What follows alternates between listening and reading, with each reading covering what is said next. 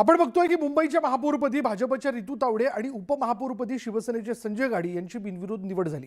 मात्र या निवडणुकीत ठाकरेंच्या पक्षानं उमेदवार जाहीर न केल्यामुळे आश्चर्य व्यक्त केलं जात आहे।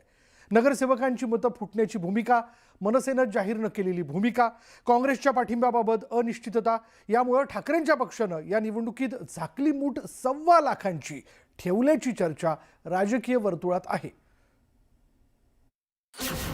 महापौर निवडणुकीत ठाकरेंची का माघार?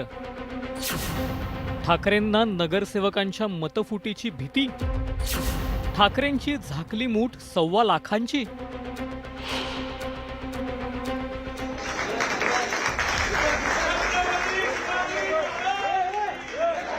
मुंबई महापालिका निवडणुकीसाठी महापौर पदासाठी रितू तावडे तर उपमहापौर पदासाठी संजय घाडींना उमेदवारी देण्यात आली। पण या निवडणुकीत उद्धव ठाकरेंची शिवसेना कुणाला उमेदवारी देणार याकडे सर्वांचं लक्ष लागून राहिलं होतं। पण मातोश्रीवर निवडक नेत्यांशी खलबत झाल्यानंतर उमेदवारी न देण्याचा निर्णय उद्धव ठाकरेंच्या शिवसेनेनं घेतला। त्यावर ठाकरेंच्या शिवसेनेनं हे स्पष्टीकरण दिलंय। आमची लढाई ही मराठीच्या अस्मितेसाठीच होती, कायम ती करत आलोय, पुढेही करत राहू। आणि मुंबईचं जिथे आता मराठीच महापौर दिलाय त्या नक्कीच आम्ही अपशकुन करणार नाही।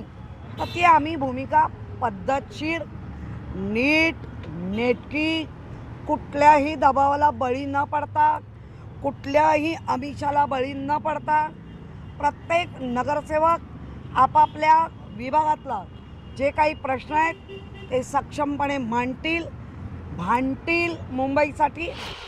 महापौर पदाच्या निवडणुकीतून माघार घेण्याविषयी ठाकरेंच्या पक्षानं भलेही हा युक्तिवाद केला असला तरी त्याला अनेक कंगोरेही आहेत। महापौर पदाची निवडणूक झाली असती तर ठाकरेंच्या शिवसेनेला नगरसेवकांच्या एकजुटीचं दर्शन घडवावं लागलं असतं।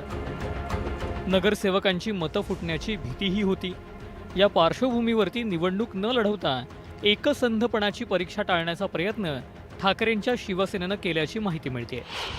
इथे मुद्दा असा आहे की एकतर मराठी आणि पुन्हा हिंदू असं दोन्ही कॉम्बिनेशन भाजपाने साधल्यामुळं बहुधा अशा उमेदवाराच्या विरोधात उमेदवार उभा करून विनाकारण आपले पत्ते उघड करायचे नाहीत आणि ही मूठ झाकलेलीच राहावी असा प्रयत्न झालेला दिसतोय।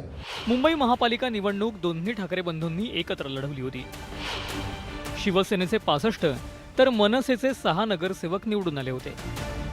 दोन्ही पक्षांनी एकत्रितपणे निवडणूक लढवली असली तरी महापौर पदाच्या निवडणुकीत मनसेनं आपली भूमिका स्पष्ट केलेली नाही। महापालिकेत एक स्वीकृत नगरसेवक मिळावा अशी मनसेची मागणी होती। मात्र ठाकरेंच्या शिवसेनेनं याबाबत सहमती दर्शवलेली नाही। महापौर पदाची निवडणूक झाली असती तर मनसेची भूमिका उघड झाली असती। हे टाळण्यासाठी ठाकरेंनी महापौर पदाचा उमेदवार न दिल्याची चर्चा आहे। मनसेच्या संख्याबळानुसार असं कुठलं स्वीकृत नगरसेवक मिळणार नाही, परंतु उद्धवजींच्या कोट्यातून आम्हाला एखादी सीट मिळावी अशी पक्षातल्या सर्वच कार्यकर्त्यांची इच्छा आहे। ती माननीय आमच्या पक्षाचे वरिष्ठ नेते जे आहेत ते त्या बाबतीत उद्धवजींशी बोलतील आणि आम्हाला ती जर मिळाली तर आनंद आहे। ते बघा, हे आमचे पक्षप्रमुख आहेत ना, दोन्ही नेते शिवसेनेचा उद्धव साहेब आणि राजसाहेब ठरवतील कोण काय बोलतं। याच्यापेक्षा दोन्ही पक्षाचे नेते काय बोलतात त्याला महत्त्व आहे। काँग्रेसनं या निवडणुकीत शिवसेना उबाटाच्या उमेदवाराला पाठिंबा देण्याबाबत आपली भूमिका स्पष्ट केली नव्हती।